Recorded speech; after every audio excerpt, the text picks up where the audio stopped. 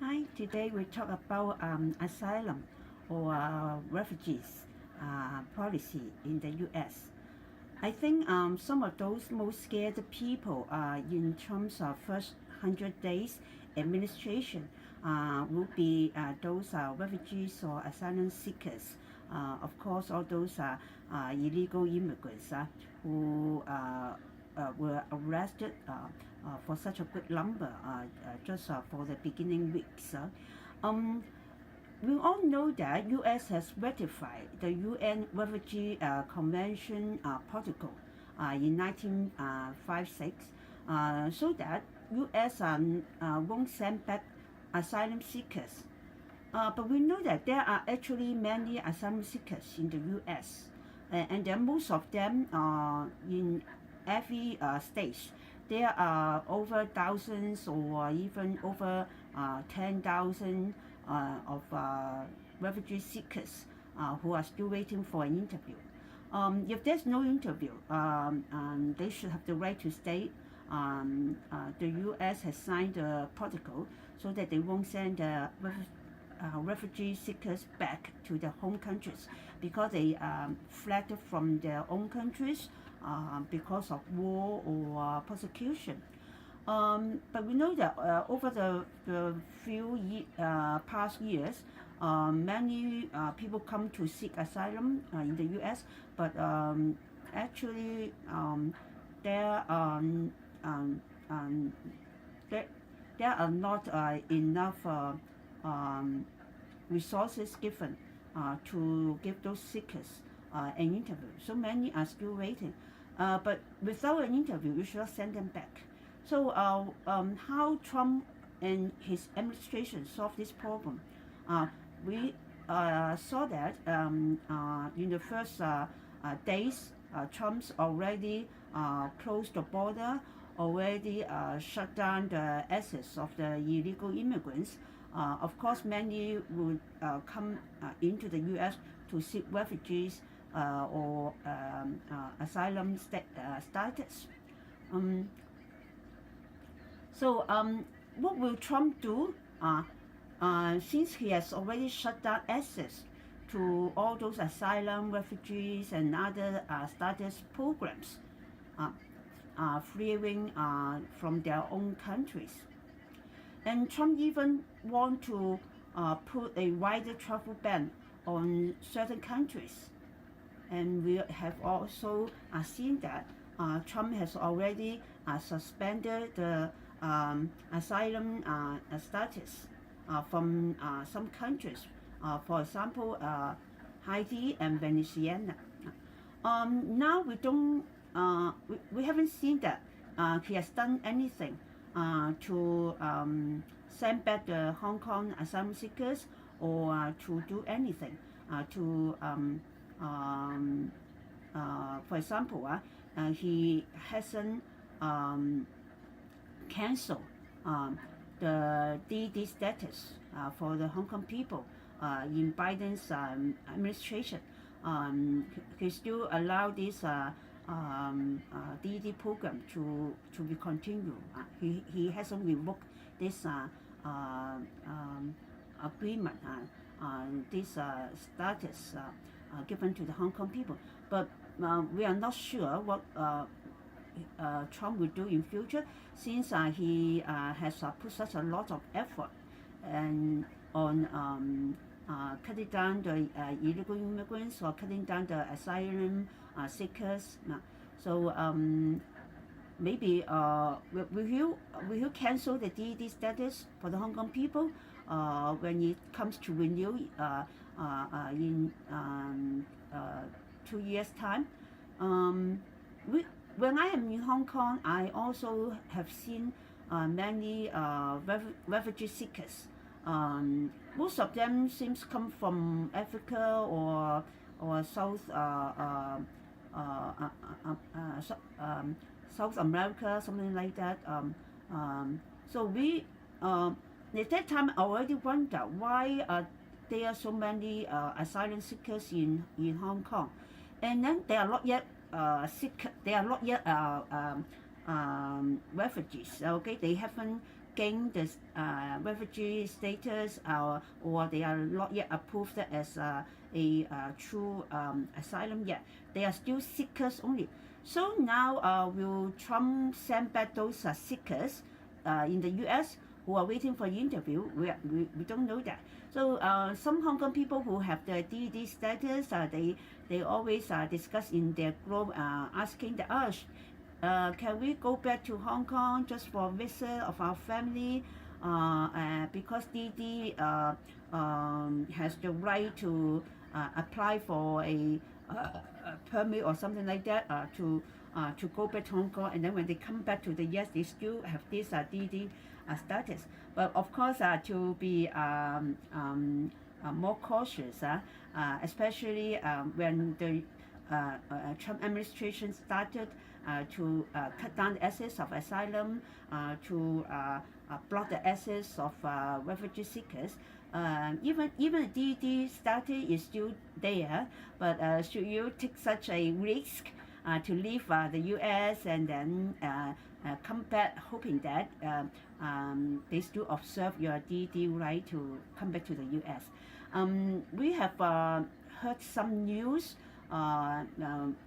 should be true news, I think, because have their name, have their location, and then everything in great detail about some even already U.S. citizen or holding green card already. They are still detained and ready to deport. Finally, whether they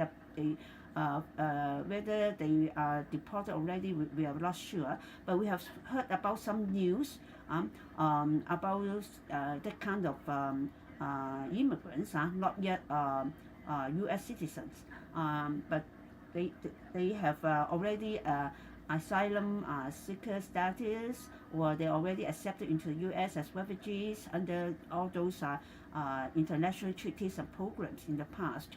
But there are still that kind of news that they are detained and ready to deport. And then also there is a news about some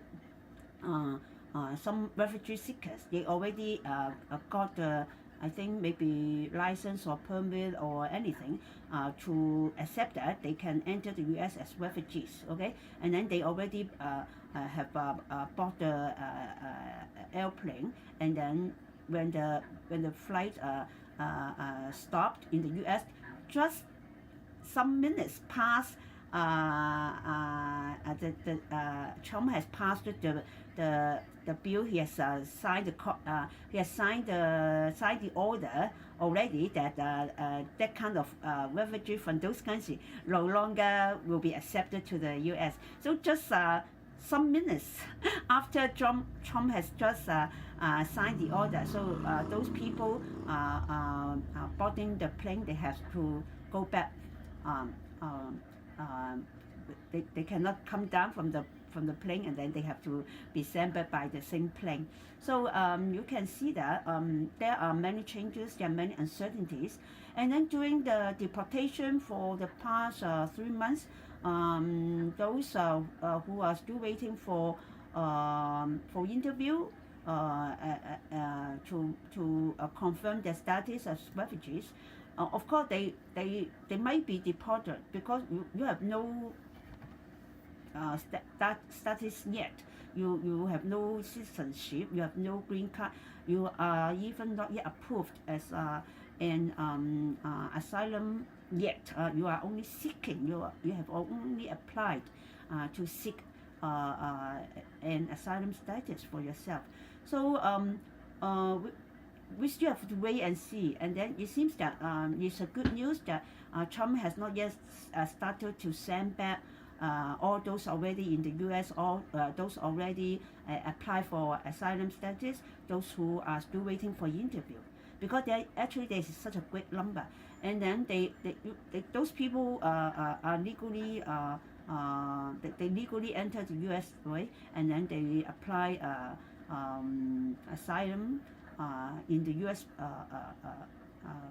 In the U.S. land, and then they are waiting. Okay, so according to the UN Convention Protocol, then the countries who signed should not send those people back. They should at least give them an interview to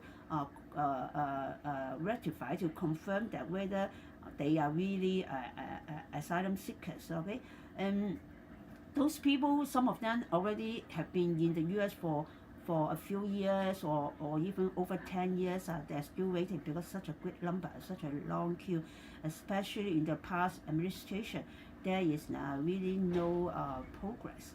And then now Trump focused on the deportation, not on the not to speed up those interviews. So maybe now just waiting. Okay, the asylum seekers are waiting. The administration is waiting to see what they need to do to such a great number of asylum seekers in the queue. And so they haven't done anything to them yet. That is already a good news, I think. Of course, in the future, there is uncertainties. We are not sure what Trump will do to them. And then, of course, every day there's a new order. Every day, Trump signed a new executive order. Will we sign tomorrow that all those waiting go back first, because we don't have time and money and resources to interview all of you. Maybe you go back first. Just like what he said. He tried to use money to encourage the refugee seekers, and especially those illegal. You go back first because you come in illegally. If we find you, you can no longer enter the U.S.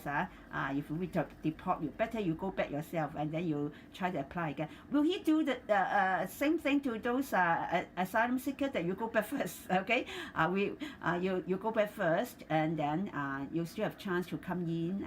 But we know that all those asylum seekers, why they seek asylum in the U.S. land, because they have fled from their own countries. For the fear, for certain kind of fear, maybe fear of persecution, fear of war, fear of anything. So they are not in safe status. That's why they seek asylum status.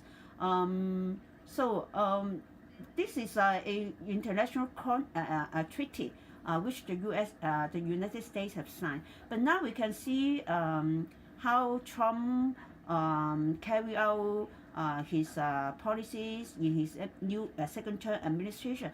We see that he did all things in a very quick speed, and then in a very comprehensive way. Okay, if the Dutch find any waste, or find any corruption, or find any department which is not in proper use, or any resources not in proper use, just cut it, just clear it, or just force the employees to leave their job, to leave from the work. Okay, so actually we can expect that Trump and his administration can do anything under his Make America Great Again policy. And then, of course, if we find there are so many people waiting for asylum seeking, will use a great lot of resources from the U.S. Of course, they can withdraw from this protocol, or they can withdraw from actually from joining any UN program or something like that. I do believe that he can do that. He has the guts to do that. So he also has the reason to do that. Okay. So under the policy of Make American Great Again, there should be any waste.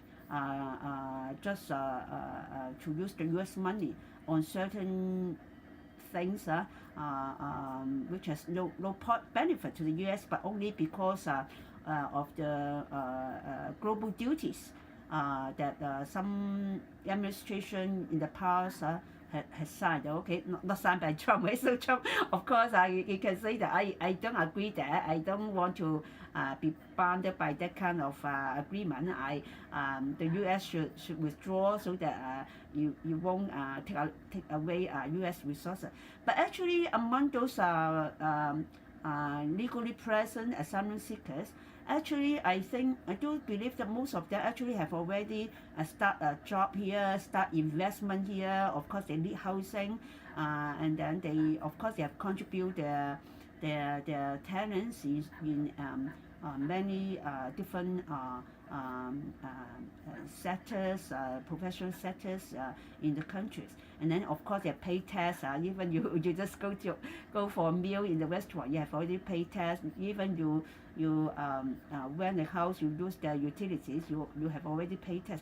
So that group of people actually have benefit to the U.S. I think why Trump hasn't started to cut these people or to send back these people or to withdraw from this treaty, because those people of course not in as a great number as those illegal immigrants from the border, okay, because every day so many people can come through the border, and then they don't need to apply a visa yet, they just come in, okay, and then the past administration hasn't stopped them, and then now he has stopped them from entering. Actually already cut down, they said that already cut down over 90% of immigrants